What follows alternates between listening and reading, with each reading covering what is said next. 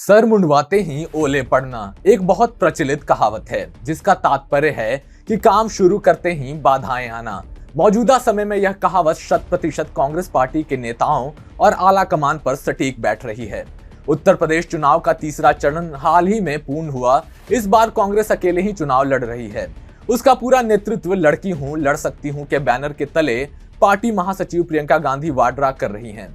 3 चरणों के चुनाव के बाद अब ऐसा प्रतीत होने लगा है कि वर्ष 2017 में 7 सीटें जीतने वाली देश की सबसे पुरानी कांग्रेस पार्टी इस चुनाव में 0 पर सिमट जाएगी।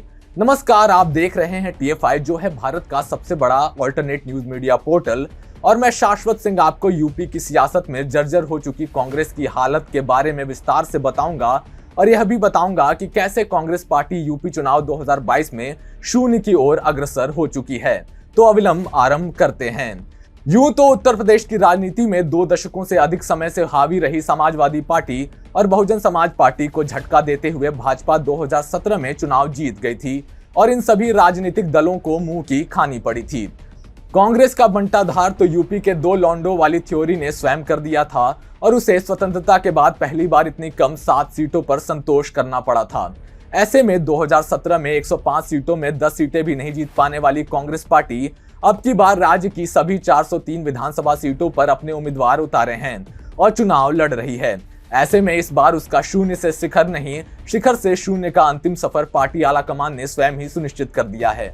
बता दें कि इस बार कांग्रेस ने महिला वोटरों को अपने पाले में करने हेतु 40% सीटों पर महिला प्रत्याशियों का चयन करते हुए 160 महिला उम्मीदवारों के साथ लड़की हूं, लड़ सकती हूं का नारा बुलंद किया हुआ है। ध्यान देने वाली बात है कि यूपी चुनाव में कांग्रेस ने रणनीतिगत तौर पर राहुल गांधी को पीछे रख प्रियंका गांधी वाड्रा को चुनाव का नेतृत्व देने का मन बनाया है, पर यह कितना फायदेमंद और कितना नुकसानदेह सिद्ध होता है वो 10 मार्च को आने वाले निर्णय से पता चल जाएगा। कांग्रेस ने वादा किया है कि वह लड़कियों को स्मार्टफोन और स्कूटी प्रदान करेगी, महिलाओं के लिए 40% नए सरकारी पद आरक्षित करेगी, 50% महिलाओं को रोजगार देने वाले व्यवसायों के लिए कर छूट, आंगनवाड़ी कार्यकर्ताओं के लिए 10,000 रुपए मानदेय, महिला योद्धाओं के नाम पर 75 कौशल स्कूल, महिलाओं के लिए मुफ्त बस यात्रा, अन्य कल्याणकारी उपायों के बीच 3 मुफ्त LPG सिलेंडर भी प्रदान करेगी। वर्तमान परिदृश्य की बात की जाए तो वर्ष 2017 में जिन 7 सीटों पर कांग्रेस ने खाता खोल अपनी बची खुची इज्जत खोई थी, आज उनमें से आधे विधायक अन्य दलों में जा चुके हैं। पहले ही कांग्रेस का आंकड़ा दयनीय था और उनके 3 जीते हुए विधायकों ने दूसरी पार्टियों का दामन थाम कांग्रेस को कहीं नहीं छोड़ा। बता दें कि सहारनपुर के विधायक मसूद अख्तर ने सपा, रायबरेली जिले के हरचंदरपुर के विधायक राकेश सिंह, रायबरेली से ही एक विधायक कांग्रेस के कद्दावर नेता रहे और राज परिवार से ताल्लुक रखने वाले अखिलेश कुमार सिंह की पुत्री आदिति सिंह ने भाजपा ज्वाइन कर ली है।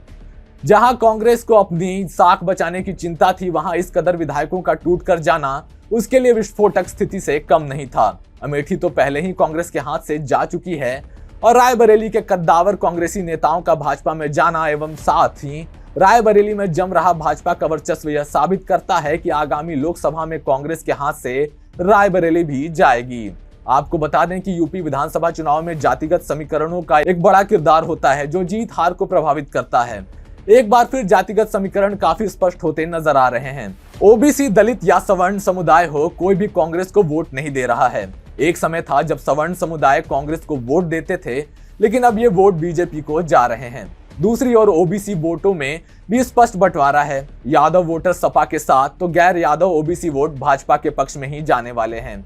ध्यान देने वाली बात है कि हाल फिलहाल में ओबीसी वर्ग के लिए राज्य और केंद्र सरकार ने कई महत्वपूर्ण निर्णय लिए थे, जिसका सीधा फायदा भाजपा को होता दिख रहा है। ध्यान देने वाली बात है कि जाटव दलितों के बीच बसपा का एक अच्छा जनाधार है, जबकि गैर जाटव दलितों के बीच भाजपा लोकप्रिय है।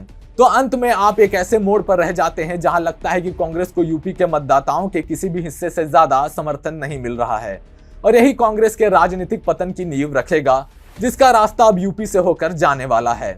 यह बड़ी हतप्रभ करने वाली बात है कि जिस राज्य से कांग्रेस के सर्वाधिक मुख्यमंत्री निकले हो, केंद्र के सबसे बड़े मंत्रालय जिस कांग्रेस नेता के हाथ में रहे हो, जिस राज्य ने सर्वाधिक प्रधानमंत्री कांग्रेस को दिए हो, जो राज्य कभी कांग्रेस का गढ़ हुआ करता था, आज वहां राज्य की जनता कांग्रेस को शून्य देने का मन बना चुकी है। निसंदेह इसके बाद अब कांग्रेस पार्टी राज्य में अपनी मौजूदगी स्थापित करने के लिए संघर्ष करती नजर आ रही है।